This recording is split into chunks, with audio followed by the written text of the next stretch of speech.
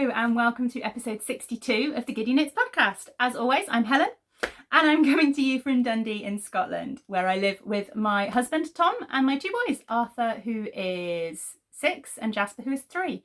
How did I forget how old my children are? This is my knitting podcast and welcome. For any of you that don't know or who are new, I am the dyer behind Giddy Yarns, and as I said, this is a knitting podcast where I talk all about my knitting and a little bit of crochet and whatever crafts I'm doing currently, basically. Today is Saturday the 13th of June. I feel like I've already talked to you all because today is the day of the Woolmonty virtual show. So I have already recorded an Instagram live this morning sharing everything that was going into the shop at 11 o'clock today. And now I'm sitting down to record a podcast. I'm making the most of the fact that Tom has taken the boys out for a walk. And I thought if I sit down and record the podcast now, then it's going to be no interruptions. It's going to be nice and quiet. And then this afternoon, I can just relax and not do anything. I have worked ridiculously hard over the last couple of weeks for the Woolmonty update. I got it into my head for some reason that I wanted to restock a certain number of collections. And then I came up with the idea, thanks to somebody's suggestion of wanting to see the flower fairies back again. I came up with the idea of revamping and doing all the flower fairies and everything like that. And yeah, I hadn't quite really thought about the amount of work involved in re-dyeing all of those collections and creating mini bundles from all of those collections and everything like that. And of course, currently, still in the midst of all of this current chaos, I've got both children at home. Tom is working full-time from home. Yeah, it's been a hard working week. But it's done now. The update is done. Everything is done. I can relax. At least hopefully that is the plan. Obviously, I've got to package up and ship out everything that people order. But that's fine. I will do that on Monday, I think. And then they will ship out on Tuesday. So yeah, it has been quite chaotic. What have I got for you this episode, though? Let's get into more knitting things rather than the chaos that has been my life this week. I'm going to start with a little announcement section, not much to say. I haven't got any finished objects. I'm kind of looking down at my show notes, which are actually slightly behind the tripod of the camera, so I can't see them. Let me just slide them out a little bit. There we go. I'm going to talk about some works in progress. I don't have any new cast-ons today, but I have got a little bit of blanket progress to share with you, and not the usual blankets, so that's good. I've got a little bit of yarny goodness, and then I'll just talk a little bit about some shop news that I forgot to mention last episode. Right. So, announcements. I just wanted to remind you about the Giddy Yarns cowl, really. The 20th Century History Cowl has finished. I announced the prize winners last week, and your prizes will be in the post to you. One of you will have your prize in the post to you on Tuesday. The other one, I will be shipping it out with your club later in the month. But you have said that is absolutely fine, so that is brilliant. But the Giddy Yarns cowl is still running. As I keep saying, it's an ongoing knit along. I will keep it open indefinitely at the moment, and I will be drawing quarterly prizes. So the next prize drawing is at the end of June. So if you've got any finished object using at least 50% Giddy Yarns, whether it is knit, crochet or woven, or anything else you can do with yarn, I guess, then by all means stick it in the thread over in the Ravelry group, and you might be in with a chance of winning some kind of Giddy Yarnsy prize. So the next prize, as I said, is the end of June. So yeah, it's really nice seeing all of your things pop up. I love seeing what you're knitting with my yarn. I love seeing what my yarn has turned into. I just really like seeing it. I don't knit with enough of my yarn, which is daft really. But there's just only so much time, isn't there? I can't knit with all of my colourways. But I love seeing what you do with it. So the Giddy Yarns thread is a great place for me to be able to kind of see what you're all up to. that is all the announcements, basically. As I said, it's Wool Monty weekend this weekend, but the shop update has already gone live, and by the time this video goes up, it's probably going to be up either this evening or tomorrow. So it's a bit daft to direct you to the shop update. There may still be stuff in the shop, so if you want to, then by all means, but I'm sure most of you will have seen via various other bits of social media. I mentioned it last episode as well. You'll have all seen about it, so that's fine. Right, what am I wearing? Because I am actually wearing something knitted.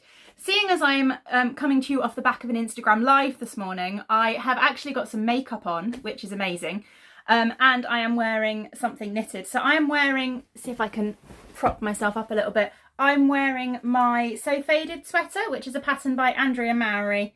There we go. Yeah, I knit this in various yarns. I think this top one is Nora George yarns.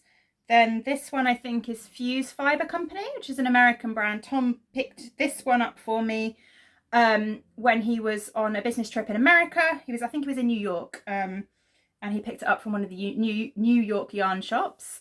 Then this one here is Down Sheepy Lane in the Grandma's Garden colourway.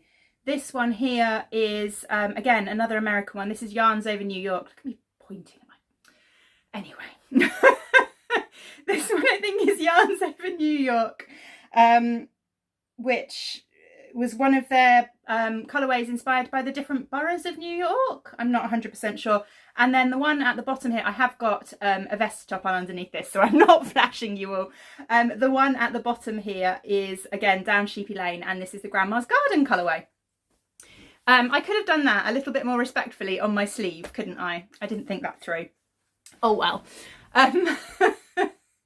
Right, see, now I've gone all red now because I feel like I flashed you all. Right, what else? What do I need to talk about? Yeah, that's what I'm wearing because I'm sure somebody will ask. It's actually a little bit big for me around the underarms, I think.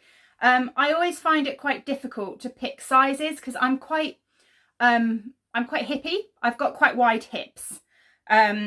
But I'm not particularly, I'm pear-shaped. That's the term, isn't it? I'm pear-shaped. I've got quite a wide hips, but I've not got a big bosom. I always find it difficult because I always need a larger size around the hips so that it actually sits nicely. But then of course you get slightly bigger around here. I think I've lost a little bit of weight recently as well, so I think that doesn't help too, but oh well. Right, what was I going to say? Let's move on to works in progress before I start talking about really strange things today. I've got 3 works in progress that I'm going to share with you. Let's start with the one you haven't seen very recently, living in one of my lovely little grey girl bags. I do love Gem's bags. I know I talk about them a lot, but she is just genuinely a lovely person. She has helped me out so much with the business side of things. She runs a company also called Gem & Co, which she helps yarnies kind of set up websites and run their websites, and she is the go-to person if I ever have an issue with my website and I ever can't work out how to do something. I can just drop her a message and within minutes she'll have it sorted, and she will, yeah, she's just an all-round amazing person who makes gorgeous project bags too. So living in this one is my campsite cardie, and it won't look like masses of progress since you've last seen it.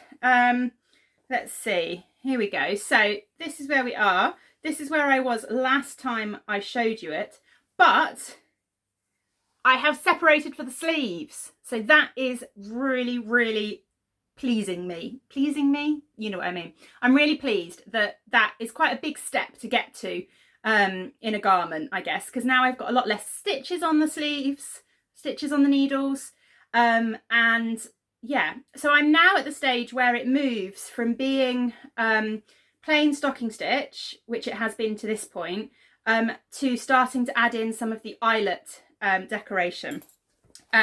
So this is the Campside Cardie, which is a pattern by Alicia Plummer. Here we go. I've got, it's black and white, but this is the pattern. So as you can see, I've done this kind of semi-solid section at the top here, which is not semi-solid, what am I on about? This stocking stitch section, and then it introduces eyelets, which progressively down the body of the cardigan get more and more kind of eyeletty, more holes throughout the body of the cardigan. So I'm just about to start this first kind of patterned section. So yeah, some progress is being made on this. Slowly. Everything's slowly at the moment. Then the other thing I've put quite a dent on, in my opinion anyway, is my Vertices Unite. I know I've been sharing this the last couple of weeks, so I won't go into all the yarns that I'm using and everything like that. I'll just kind of share the progress that I've made, I guess. But I'm still working on the first two colours, which are these two. Well, these ones are Down Sheepy Lane in the Bramble colourway and Suburban Stitcher in the Jelly of the Month colourway. And yeah, these are the first two bits. And look, this is the progress that I have made. So the last time I showed this to you on the podcast, I was where this little progress keeper is here. And I have done all of that this week, which for me at the moment is actually quite impressive. So yeah, I'm really, really pleased with the progress I've made on this. I've still got quite a long way to go. I'm knitting the larger size. So there's two sizes in the pattern and I'm knitting the larger size because I do like a big shawl. So yeah, I don't think I've still got quite a lot more increases to go before I even start decreasing on this section. But I think this is the biggest section. The first piece is the biggest section. It's quite an interesting shawl. Let me see if I can share. Yes, I can. So here you go. This is the Vertices Unite shawl. It's made up of kind of lots of different patterns if you've not seen it before. Lots of different sections. That's the term I want. Lots of different sections if you haven't seen it before. And this is the section I'm working on now. So this is actually the biggest section, I think. So once I've done this section, all the other sections that are then added on afterwards are smaller. So that's kind of how I'm thinking of it in my head at the moment. And it looks from this that this must be the widest point, and then it decreases quite rapidly. So hopefully once I get to the widest point, the decreases for this section will be quicker. But yeah, the Vertices Unite is a pattern by Stephen West. And I'm really enjoying it. It's really mindless at the moment. It's a paid for pattern, so I can't go into it in too much detail, but the increases are really, really simple, and it's quite a mindless knit. And again, it's living in another little grey girl bag, because as I said, these are the best bags. This one, in fact, comes with a little notions pouch that clips inside. Right. So that's the two big things that I've been working on this week. And then I've also put some work into my socks that I shared last week. And these are living in my lovely little, this is a bag I made. I'm quite pleased with this. I made it during the May vlogs. So if you've watched those, you'll have seen my little bit of sewing that I did. I had intended to enter it into the Dodgy Bag make along by Little Drops of Wonderful, and I can't remember who she collaborates with it on. But I completely forgot and I didn't get it into the thread in time. But I enjoyed making it anyway. It's got purple ghosts inside too. And I only made a Halloween one because I have an excess of Halloween fabric. At one point, very early on when I had the shop, I used to make a few bags for the shop. And at some point I decided I was going to make some Halloween bags. And I'm talking, this is kind of 2 years ago. Giddy Yarns will be 3 in July. So this was kind of 2.5 years ago, probably. So I bought a load of Halloween fabric and then decided that I wasn't going to do bags for the shop because it's too much work. I'm not a good enough sewer. There are amazing bag makers out there who do a much better job than I would do. So I don't sell bags. But it does mean that I now have an excess of Halloween fabric. So I think I just need to run up a load of Halloween bags just for me. Fortunately, I quite like Halloween. I don't know what it is about Halloween that draws me. I'm not big on scary films. I love anything to do with vampires and zombies and stuff like that. I don't know why, but I just enjoy that kind of thing. So I do love a bit of Halloween. So I don't mind. But anyway, right, I'm going off on a tangent about Halloween bags. You want to see the socks, don't you? You don't care about Halloween. Right, so living in here are the socks that I am working on out of the Easy Knits yarn, which is, yeah, these ones, Easy Knits. It's the Rainbow Green colourway. I've shown these ones before. And I have finished the leg of the first sock. Let's get it out. I've got these in 2 little DPN cozies from Craft House Magic. I use them. I don't knit with DPNs. I knit with fixed circulars. But these work just as well for fixed circulars as they do for DPNs. And now I've just dropped one.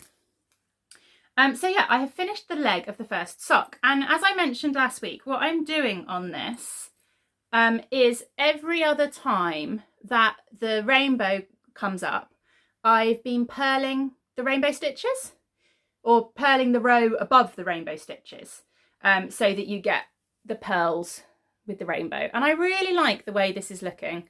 I think it's really, really, really fun. It's really working out how I wanted it to work out. So that's quite good. So yeah, basically all I'm doing, it's not a pattern, so I can tell you exactly what I'm doing because I'm just making it up.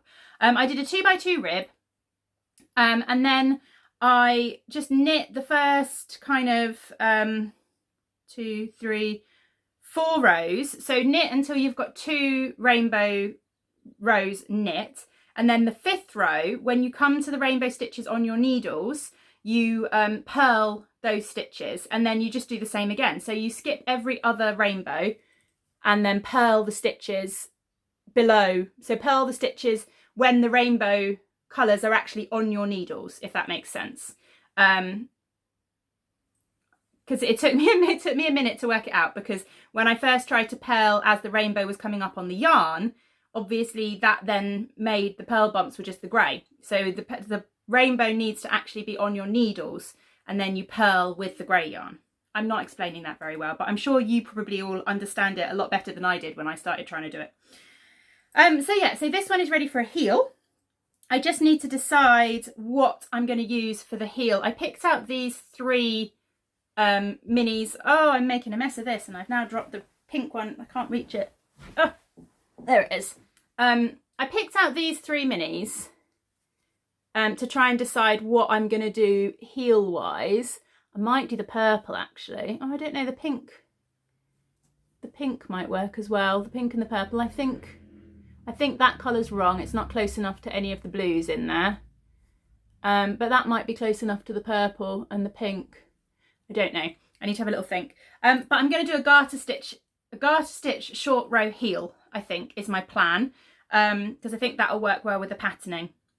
And then I haven't quite worked out what I'm going to do down the foot. Obviously, the sole of the foot, I'm going to do plain stocking stitch. But I don't know if I'm going to continue the purl pattern down the top of the foot. I think I might do. And then I think I might do a garter stitch toe in the rainbow in this yarn. I'm not sure yet.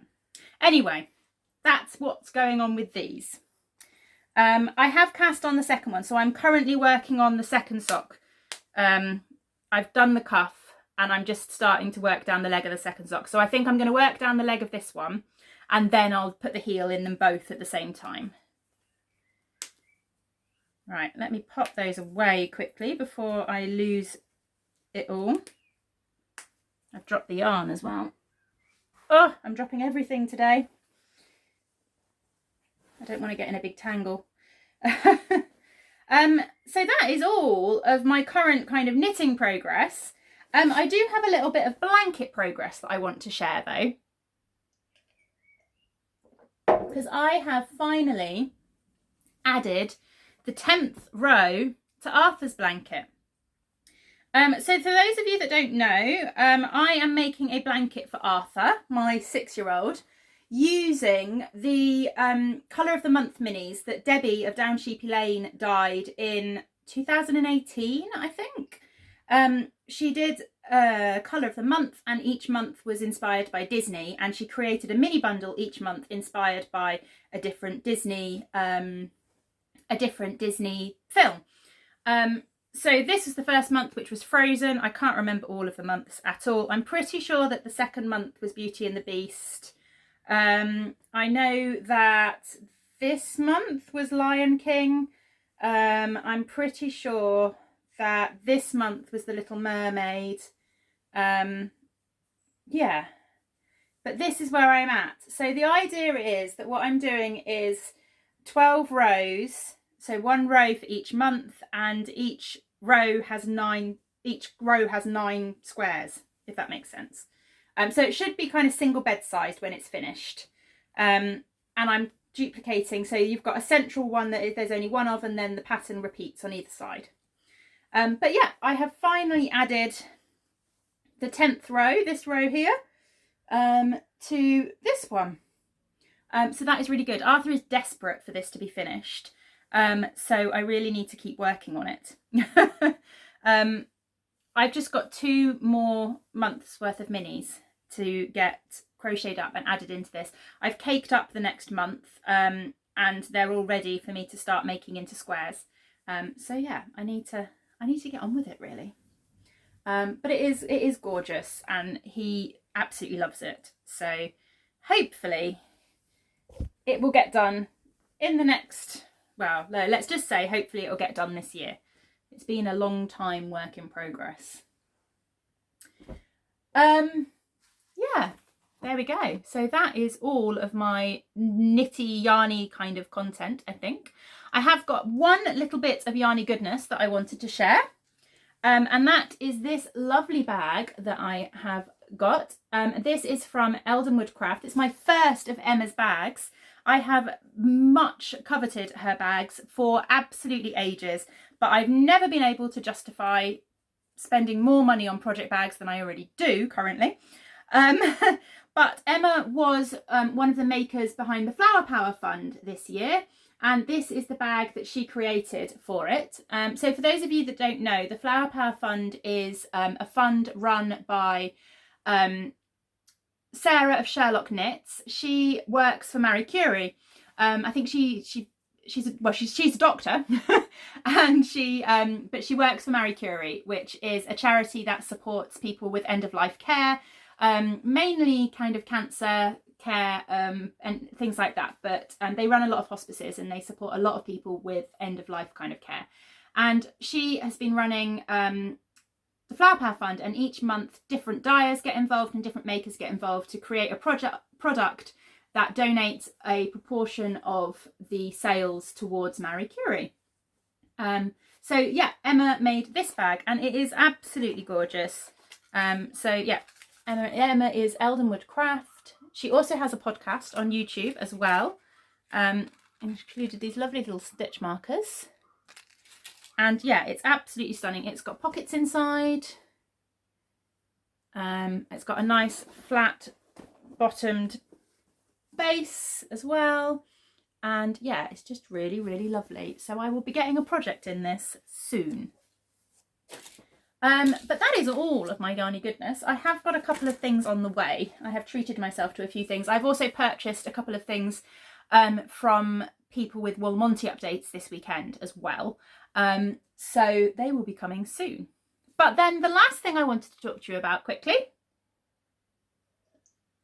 she says, taking a drink in between her middle of her sentence.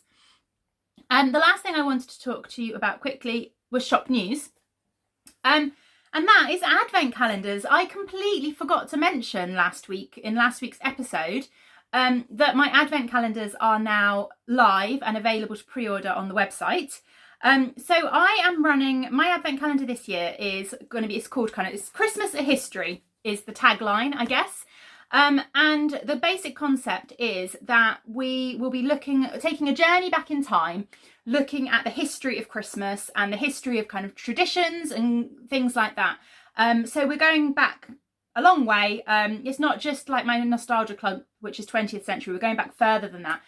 So hopefully we'll be going back to kind of things in medieval times and kind of all different periods of history, looking at kind of the history of Christmas. So each colourway will be inspired by a different thing to do with the history of Christmas or the history of Christmas traditions and all of that kind of thing. I'm very much in the research stages of all the different colourways. I do have a wonderful helper though, who is doing a lot of history research for me, and it has been amazing. I haven't had a chance to sit down and go through everything that she sent me, but do you know, it has given me so much help. I was starting to get to that panic stage of how am I going to do all of this by myself.